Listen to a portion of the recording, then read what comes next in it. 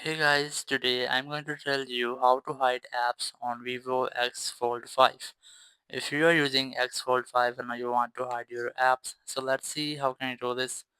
You just have to open your settings and here just go for search bar and you just have to search for app hiding.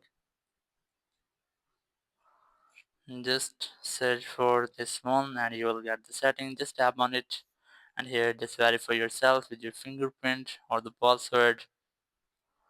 And I'm going to enter the password and here just select app hiding and here just select the apps which you want to hide. And I'm going to hide Facebook Lite and here the MX player, just hide the apps and here you will get view hidden apps.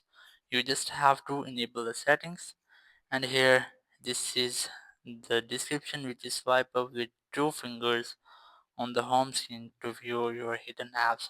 So let's see how. Just go to home screen and then swipe up with your two fingers. And after that you'll get this type interface. Just verify yourself and then you'll get a app folder with hidden apps. So that's how you can easily hide your apps on Vivo X Fold 5. Thank you very much for watching the video. Until next video, bye bye.